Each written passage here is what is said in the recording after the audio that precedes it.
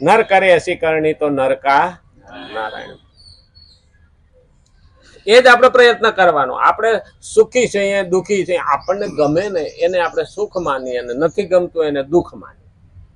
હકીકતમાં એ આપણા માટે સુખ દુઃખ માનવાની વસ્તુ છે, માણવાની જ છે. હકીકતમાં આપણે માનીએ છીએ, માનીએ નહીં માણીએ ને તો મજા આવે. આમાંય મજા જ છે.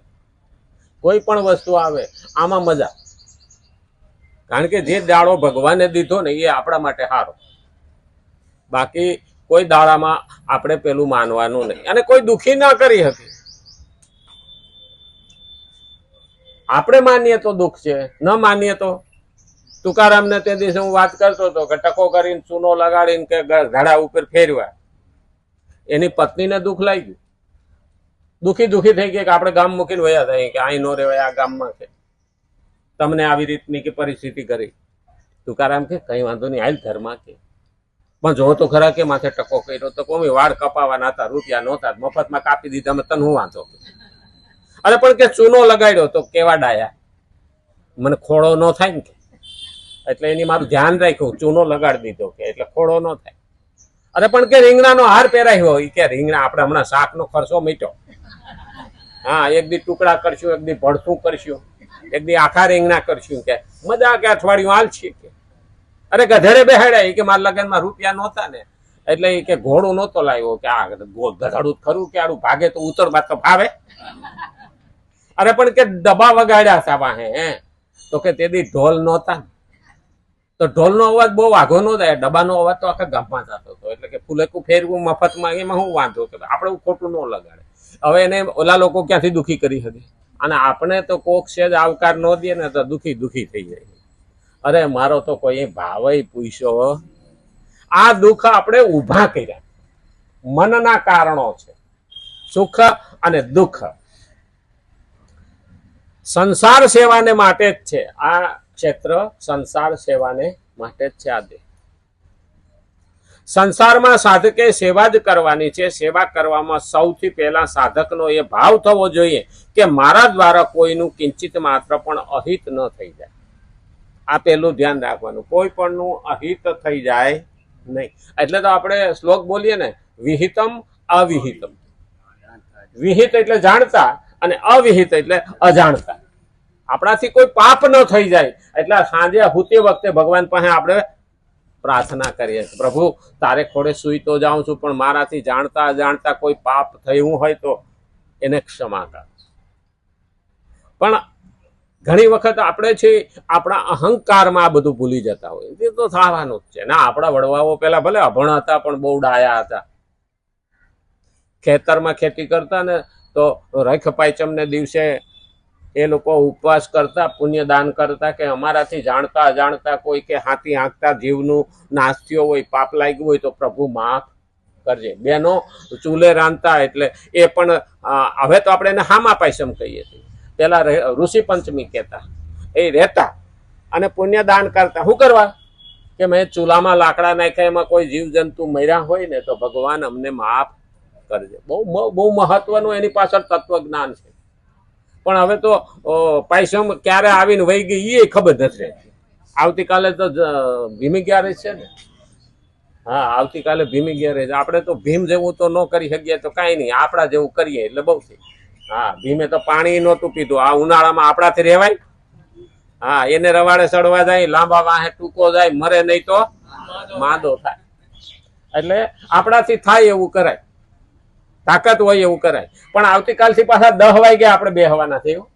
આપણે ટાઈમ બદલો છે એટલે આવતીકાલથી 9:30 ને બદલે 10. પાછા કોઈ 10:30 ન આવે. હા, એટલે કાલથી 10 વાગે આપણે બેહવાના છે, 10 થી 11 1 કલાક. બરાબર ને? એટલે હવે તો શું છે, આમાં બહેનોને તકલીફ પડતી હતી. અમે તો નવરા હોઈએ એટલે બીડી ટેકાવીને બહાર બેસીએ કે અહીં આવીને બેસીએ, એમાં કઈ ફેર પડે નહીં. એટલે અમે ત્યાંથી વહેલા નીકળીએ તો ઘેરે નડતા મટકી. હા, આડા ના આડા કે વહુ ના આવે, ઓટલો ગોતો કે.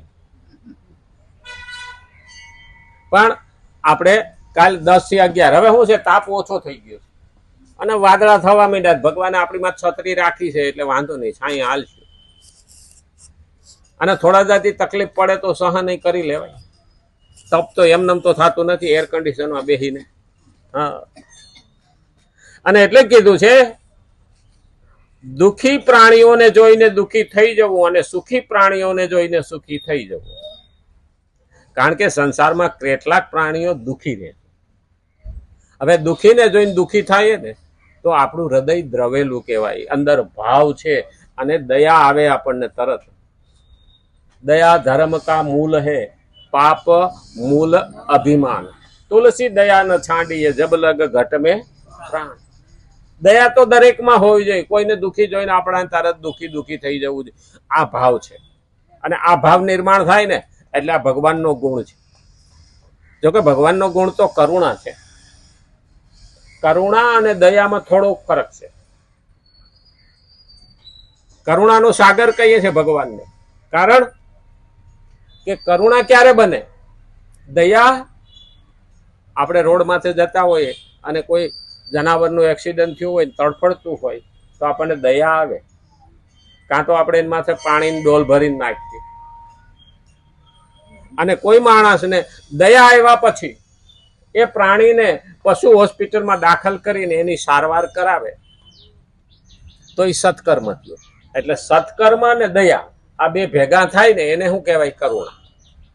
ભગવાન છે ને એ કરુણાનો સાગર છે. આપણને આપણા કર્મોથી દુઃખો આવ્યા હોય, દુઃખી થતા હોઈએ, આપણે મુશ્કેલીમાં હોય, ભગવાનને પડકાર ફેંકીએ, ભગવાન એ આપણી આર્તનાદ સાંભળે. એ સમયે આપણો સાચા ભાવથી નાદ છે.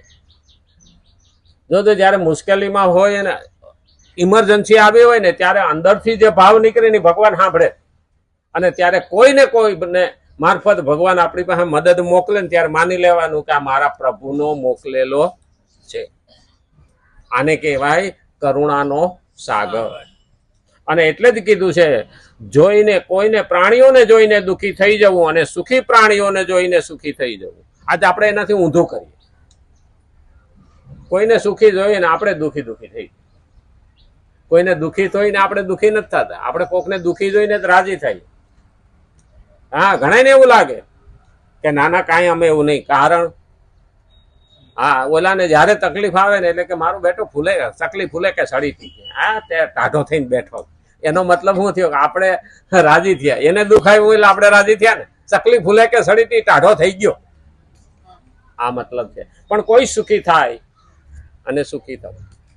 અને એમાંય પહેલો દુશ્મન બાંધવ, બીજો પડોશી, ત્રીજો ગામ અને ચોથો સમાજ. આવી રીતના દુશ્મનો છે. આપણને સુખમાં જોઈને એ દુઃખી થતા હોય. હા, મોટા ભાઈ ફોર વ્હીલ લાયા હોય ને તો નાના ભાઈની વહુ, અરે હા હા કે ભાભી કે બે હવા થાય, તમે સારી ફોર વ્હીલ લઈ આવ્યા છો. કોક દીક બે હવા થાય, મોઢે મીઠું બોલે હો. હા, ઘરમાં જઈને મારા બેટા કાંઈક કઠલા કબાળા કરીને લાયા. સહન થાય નહીં. હું તારા જેવું ના થઈ શકું પણ તનો આગળ ગયો એ મારાથી સહન થતું નથી. આ પેલું ઘરમાંથી ઊભું થાય. એટલે પેલું યાદ રાખવાનું કે કોઈને સુખી જોઈને જયારે સુખી થાવ ને ત્યારે માની લેવાનું કે પ્રભુ તમારી સાથે છે. અમારા સંતોએ, અમારા ઋષિઓએ, અમારા ભક્તોએ તો કીધું છે સર્વેત્ર સુખીના સંતુ, સર્વે સંતુ નિરામયા, સર્વે ભદ્રાણી પશ્યંતુ. આવો શબ્દ શા માટે વાપર્યો? તમે સુખી થાઓ તો અમે સુખી થાવ. અમે નાના હોઈએ ને ત્યારથી જ અમારામાં ગળથુથીમાં આવે. કારણ કે અમે રામ મંદિરના પૂજા કરીએ. હવે ગામ સુખી હોય તો અમારું મંદિર સુખી થાય, મંદિરનો પૂજારી સુખી થાય ને. એટલે અમારે તો પહેલેથી જ કહેવાનું કે હે ભગવાન, એને 2 ગાડાને બદલે 5 ગાડા ભરજે તો અમારું ભરાય. હા, ખોટું ન લગાડતા. અમારે આવતું અને ખરેથી આપે ને તો ના પાડવી પડે કે હવે નહીં ઉપડે. આવા દિલદાર હતા. હવે તો કે નિયમાય શું, હું ભણેલી આવ્યો એટલે કે હવે એને ક્યાં વજન ઉપાડી જાવો કે લ્યો 500 રૂપિયા હાલ દો. હવે રૂપિયામાં થઈ ગયું છે. પણ પેલું યાદ રાખવાનું કે બીજાને સુખી જોઈને જયારે સુખી થઈએ ને આ આપણામાં ગુણ આવવા માંડે. અમારામાં તો શું કે પહેલેથી રોપા, પણ બીજાને આ ગુણ આવવા માંડે. અને આ ગુણ આવે ને ત્યારે સમજી લેવાનું કે આપણી હારે ભગવાન છે. બીજાના સુખની કામના કરવી જોઈએ. ભગવાન એને લાખો દેજે, કરોડો દેજે, અને અમને એવા બનાવજે. એનું માગીએ ને તો ભગવાન આપણું સાંભળે ખરા.